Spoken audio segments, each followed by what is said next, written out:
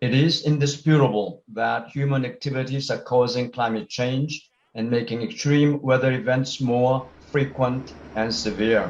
18 months into a global pandemic that has killed more than 4 million people and crushed national economies, the United Nations decided that what the world needed was another dire crisis. Basically, we are increasing climate extremes very significantly and very fast. Well, it's been fun. No doubt, like others, I do sometimes muse about what it might actually be like to be here when Armageddon happens.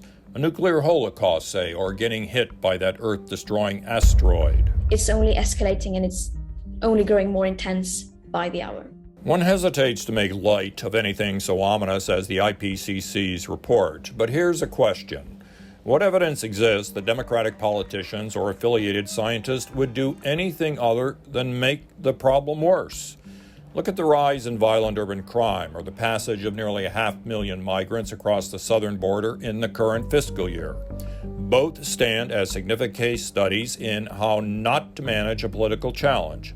And yet here comes Joe Biden's 10-year, $3.5 trillion Green New Deal legislation. We can't ignore how the overlapping and intertwined factors of extreme heat, prolonged drought, and supercharged wildfire conditions are affecting the country.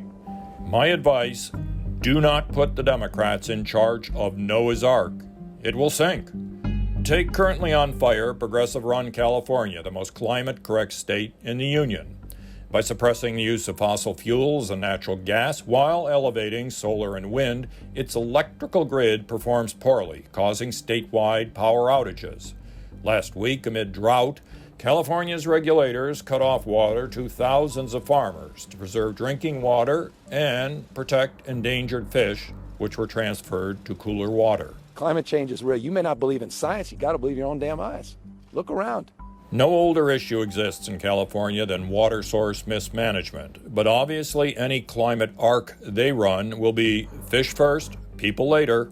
I think it's great to have the U.S. president part of the club and very willing to cooperate. In June, G7 leaders gathering in the UK demonstrated they were all in on climate change and welcomed Joe Biden to the club. One of those in attendance was Angela Merkel, representing Germany, a country that in 2000, following years of protest, decided to shut down all its nuclear power plants, which supplied nearly 30% of its power. The result? Utility costs have skyrocketed, and Germany just signed a codependency deal with Vladimir Putin and his Nord Stream 2 natural gas pipeline. California is following suit, shutting down its last nuclear power plant in 2024.